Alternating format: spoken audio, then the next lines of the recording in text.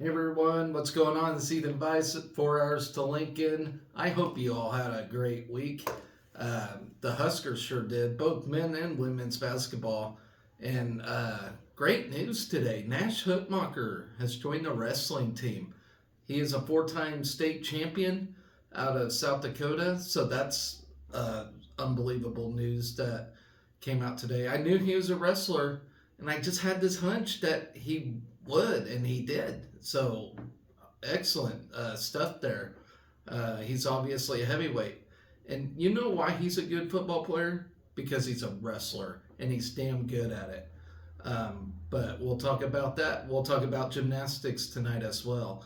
And we got wrestling going on this weekend as we take on Wyoming and Northern Iowa. So a lot on tap here. Please do me a favor, smash that subscribe button, ring that bell, shout for joy. Let's get right down to it. Let's talk about men's basketball real quick as they took down Indiana. A huge win for us. A nice tournament resume-esque win. Couldn't be any happier about that. We take on Wisconsin this weekend as well. That'll help us tremendously. Right now, I looked at ESPN's bracketology. They have us as like the first four in, so they have us as an 11 seed, taking on Texas to get in. Yuck! I think we're gonna move those numbers up, especially after this weekend when we take on Wisconsin. But let's talk about that win against Indiana. Unreal. I think we got our big boy pants on finally on that basketball team. Everybody's back. Everybody's healthy. I hope it stays that way. But if not, it looks like we're still gelling without, Rink Mast or whatever. But we got Rink Mast back. Casey's playing delightful now. CJ Welcher, you name it. Like we're doing fantastic. Let's see. Keisei Tamanaga hit a season high 28 points. And we moved to 12-2 now. And we're 2-1 in the conference. So big boy pants are on. They're loaded. We're rolling. Tamanaga had 18 of his 28 in the second half as we matched a season high with 12 3-pointers. He hit a season high of 4 3-pointers himself, including 3 in the second half as he fell 2 points shy of his career high and helping us build a 22-point lead before cruising to a 16-point win. The 12-2 start matches our best 14-game start since 1990-1991. So, and that was a pretty decent year itself. Tamanaga was one of the 4 Huskers in double figures as Bryce Williams added 15 points, 6 boards, and 4 steals, while Jamarcus Lawrence and CJ Welcher added 12 and 11 markers, respectively. Lawrence also set a career high with 4 steals. We had 15 steals and forced Indiana into 19 turnovers, leading to 27 Husker points. In Indiana, they were 10-3 when we played them in this game, 2-0 in the conference. So, our confidence is there. Like, we can compete. This team is, I know it's different now than it is in March, but right now we are rolling. I'm ready to play Purdue. I'm ready to see how we do against Purdue. Like, I am this confident about this team. No respect. And that's understandable because we're not a blue blood powerhouse basketball team. But so that's a good thing. We can sneak our way in the tournament and get our very first win ever. And I fully believe that's going to happen this year. But I don't know. Do you think I'm crazy? Leave me a comment. Let me know. Am I crazy for thinking that?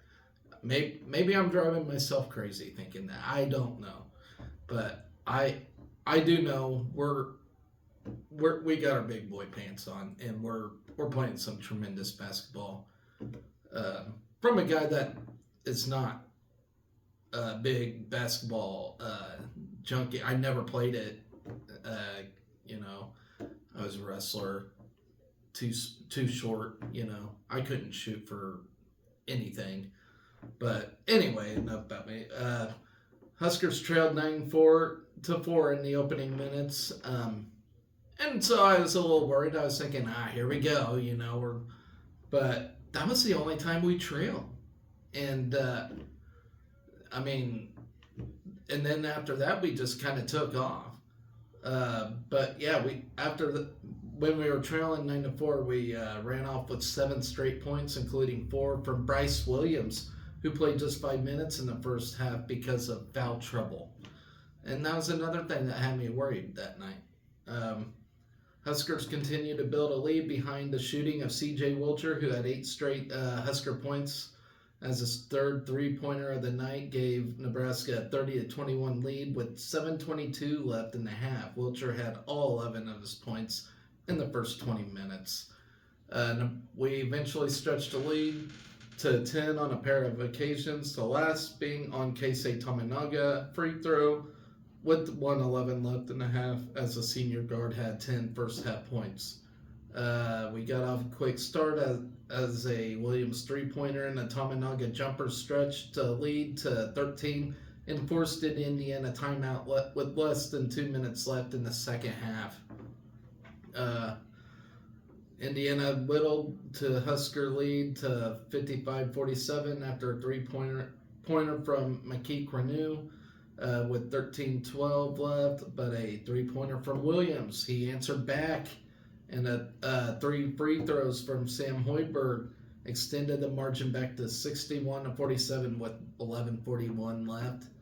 The Hoosiers, who saw their three-point game win streak snapped, was within 64-53 before Tominaga keyed a 9-0 run with 6 straight points before a Williams three-pointer made it 73-54 with just under 7 minutes remaining. Kaleo Ware led Indiana with 20 points and 10 rebounds, while Renault added 14 points in the loss. So we play Wisconsin tomorrow at 1:15. So be there, be square. That kind of is conflicting because that's during our wrestling duel. But, I'll have split screen. And I'll keep tabs on both. But excellent win. It really helps to beat India. And they're no slouch. It's not they're terrible. They're not terrible. They're a great team. And I mean, granted, it was at home, but here we go. We'll up another level on our test here as we take on Wisconsin on Saturday, and we'll see where we're at. How are we going to do on the road? We're playing great ball at home, minus the Creighton game, but I really don't feel like we were meshing together very well during that game, but I think we are now. And, I give Coach Hoiberg a lot of credit. He's bringing up a really good, solid team, Once again, I'm not saying we're the best team in the nation or whatever, but, we're solid. And, he's doing baby steps building this thing. And I'm really glad Trev Alberts is patient with him because, it's taken some time, but it's understandable. It's Nebraska basketball. We have no history, and we always seem to fire coaches quicker than football coaches. So, I think we're getting there. It may take 2 more years, but I think we'll, make a run in a tournament, further down the road. I expect a tournament win this year, but then I expect us to keep building off that. So a lot of credit to Hoiberg. I think he's doing a terrific job. Anyway, let's get back get to women's basketball now, as they had a big win yesterday um, against Wisconsin. Uh, and it was funny before the game, I was kind of watching the game previews or whatever, and they said, "Oh yeah, we're in for a battle." That Wisconsin's gonna make it tough, and we breezed by them pretty well, I think. Um, so let's talk about it real quick. Natalie Potts scored all of her game high 16 points in the second half, while Alexis Markowski produced her 30th career double double to power us to a 69-57 road win at the Kohl Center uh, Thursday night. With the victory, we improved to 3-0 in the Big Ten for the first time since our first season in the conference, which was 2011-2012. Remember that year? That was a pretty good year. While moving to 11-3 overall, Wisconsin slipped to 7-6 and 0-3 in the league. Markowski finished with 13 points and a game high 11 rebounds for her Big Ten, leading the ninth double-double of the season. She put up 11 points and 8 rebounds in the first half to help Nebraska a 14-point lead before taking a 38-27 edge to the locker room at halftime.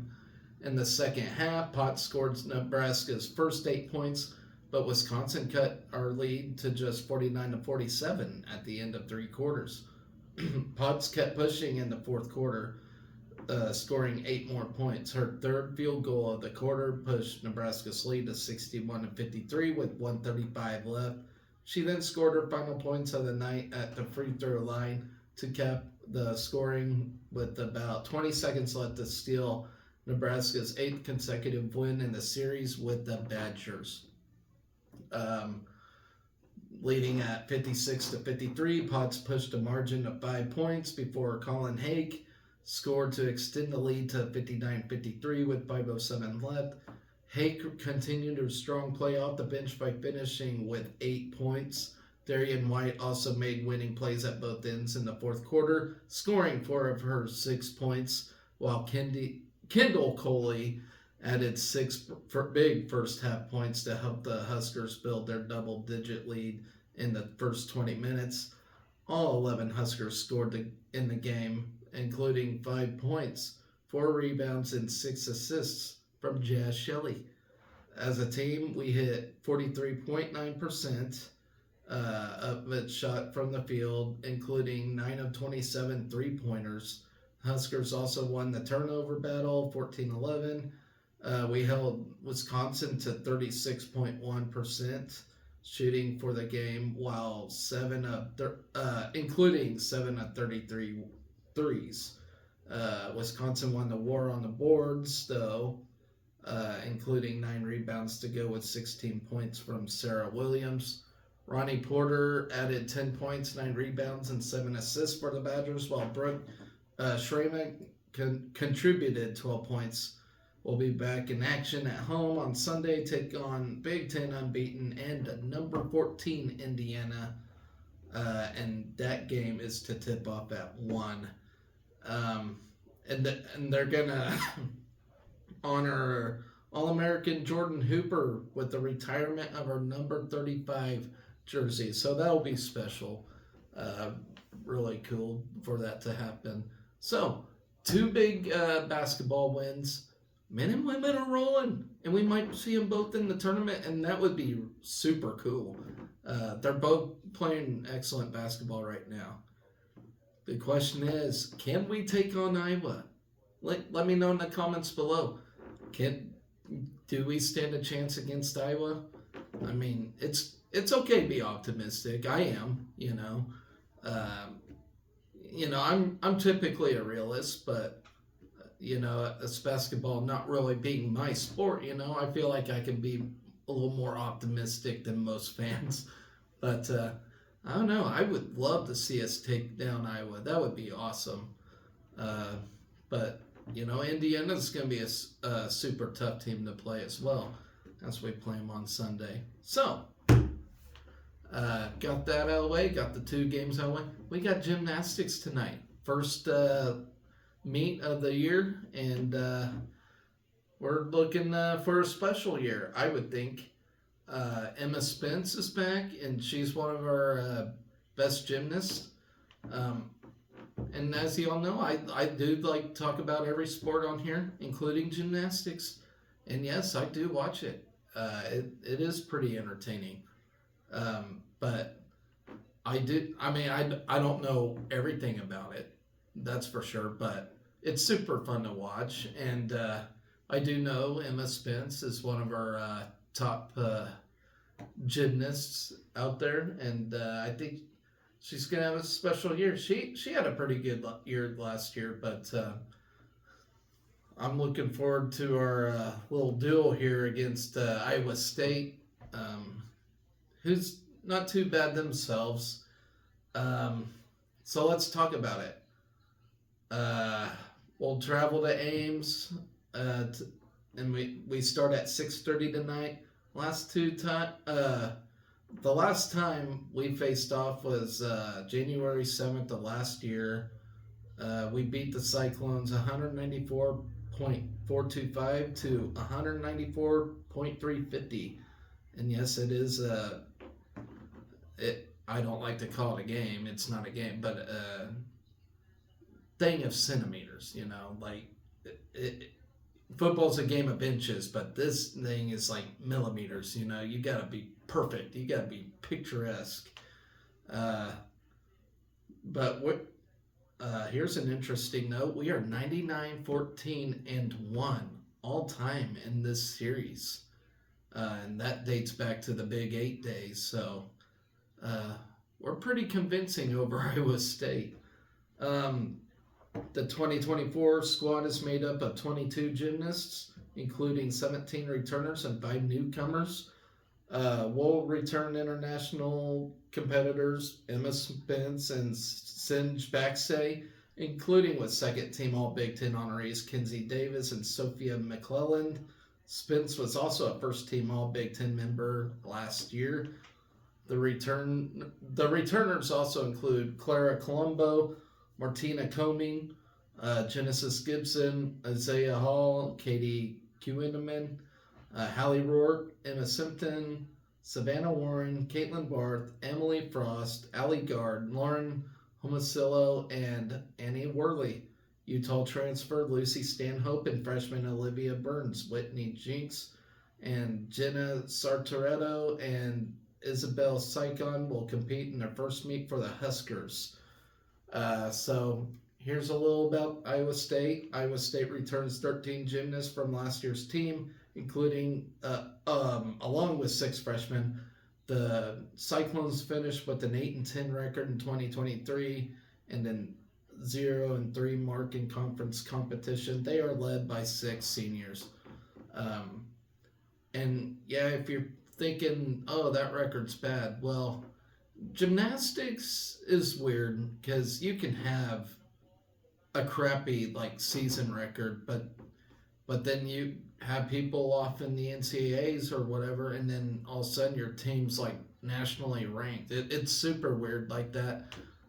So look for stiff competition tonight. It'll be fun.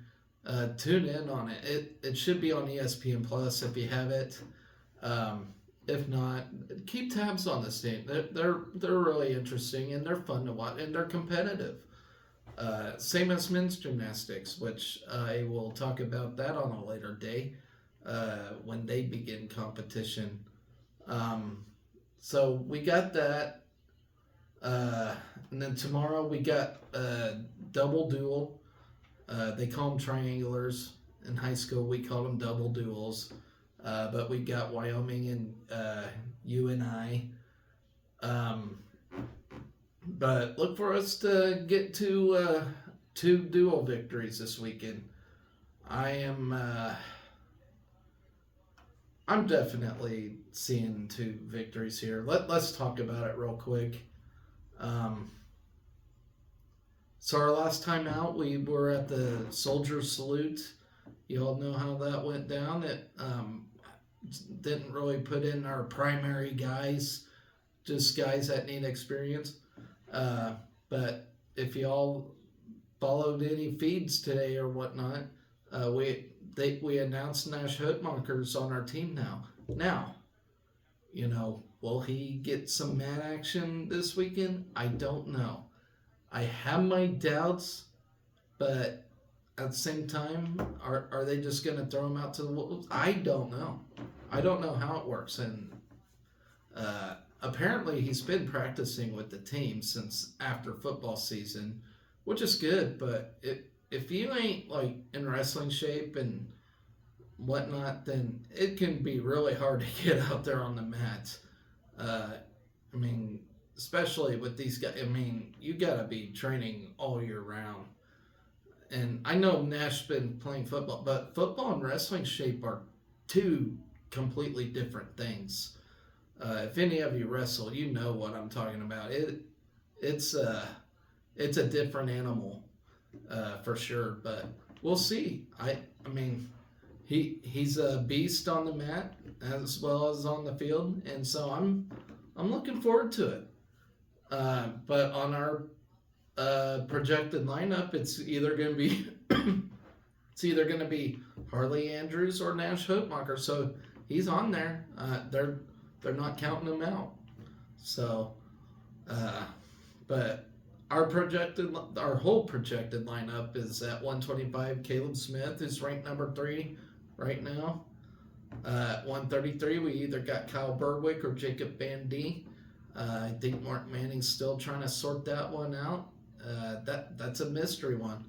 Of course, Jacob Van D had a big weekend at the Soldier Salute. And speaking of Soldier Salute, if any of you pay attention to that, what is the deal with AJ Ferrari? Is Iowa going to recruit him or not? I personally would not. He's a great wrestler, tremendous wrestler, but he has a terrible attitude problem, and he just can't help himself. And it's really sad to see.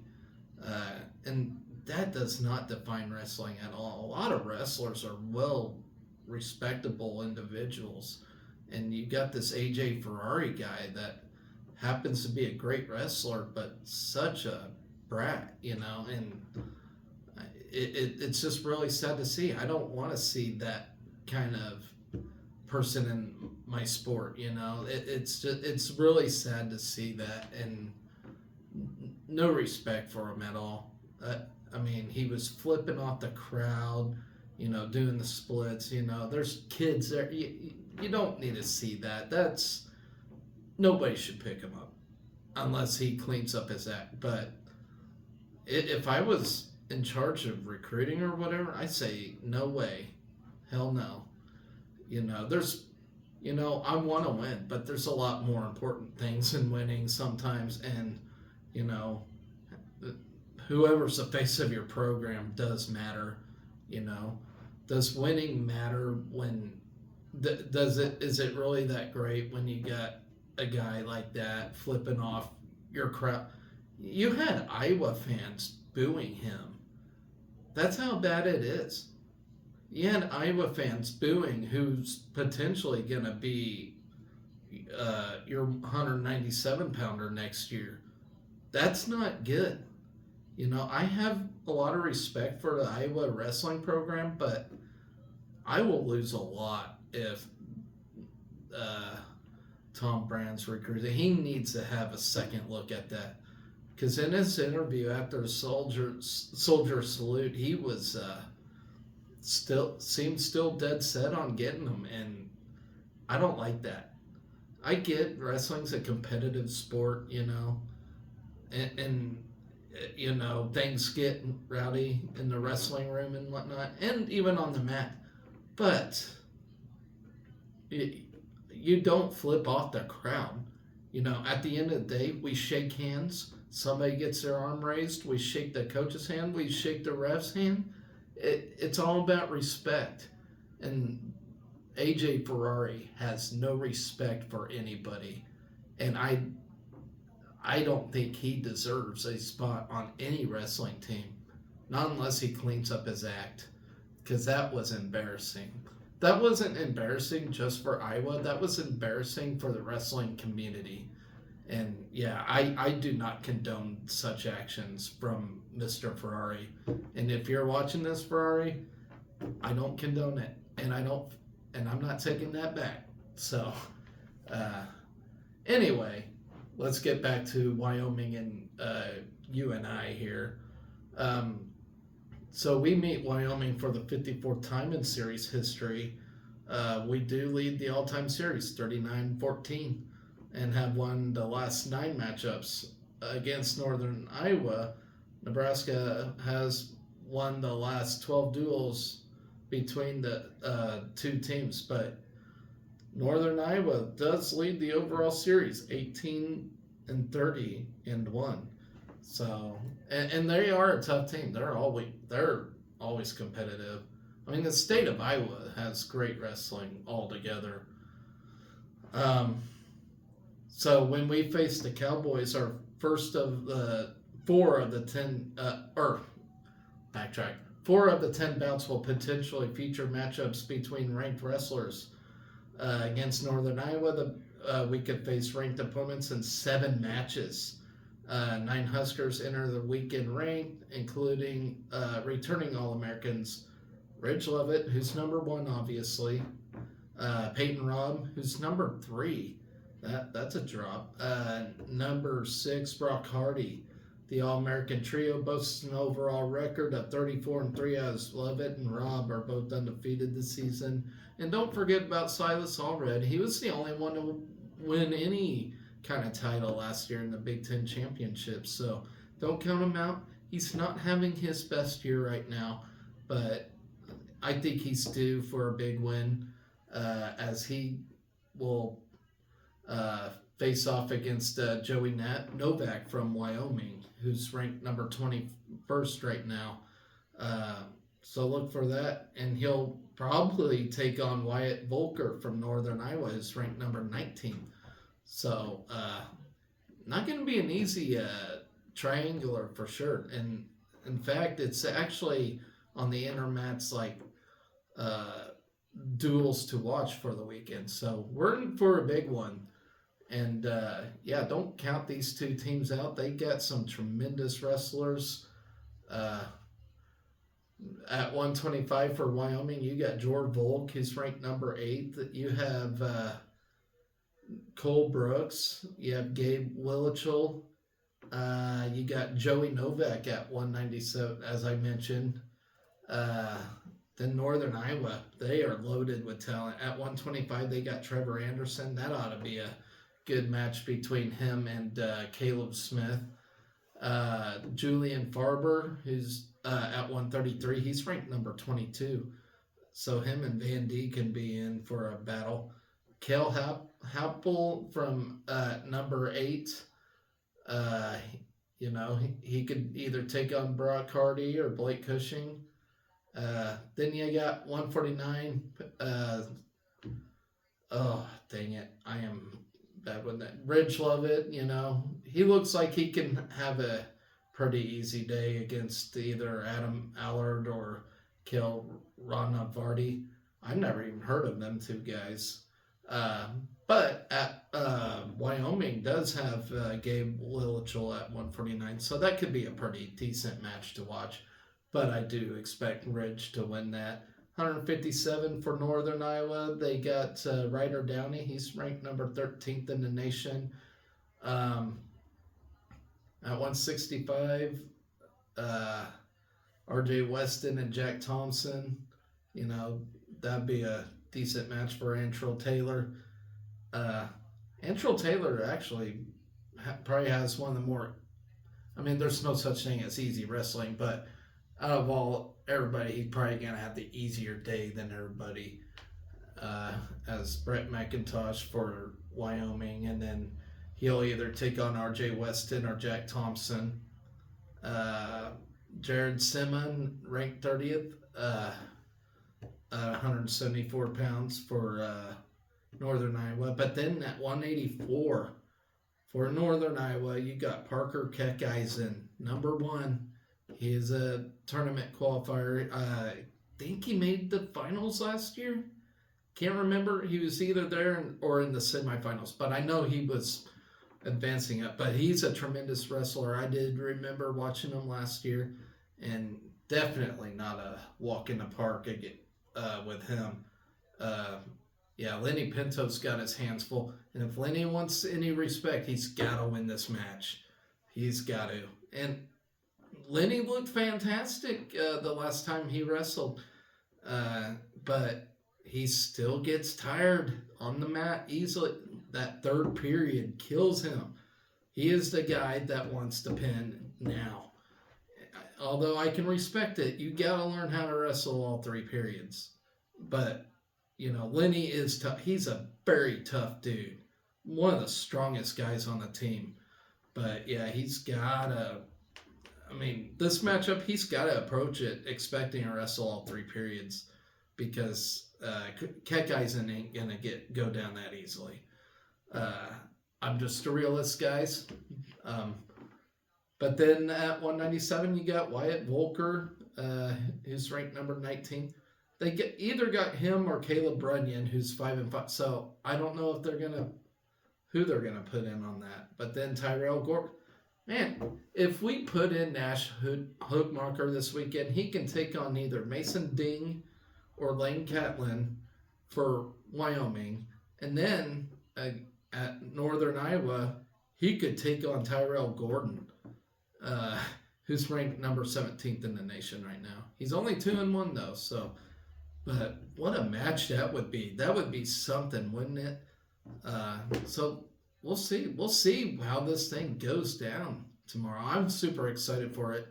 Once again, it's going to be one of the big matches to watch for the weekend. So let's expect good things out of that.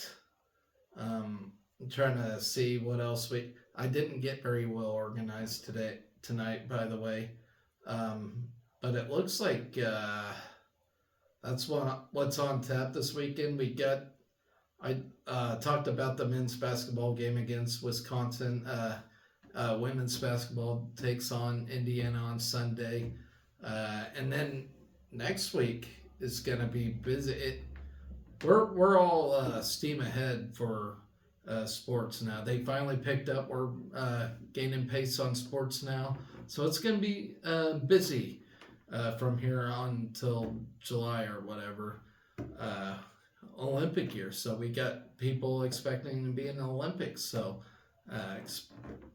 expect some of that too. So that's going to do it for my show tonight. I hope you all enjoy watching in. And like I mentioned earlier, please subscribe and tell your friends about the show. I've only been doing this since August, and I've been having a lot of fun with it. So, as you can tell, I'm not fully developed as a talker or whatever, but I think I'm getting a little better at this. Don't you think? Let me know in the comments.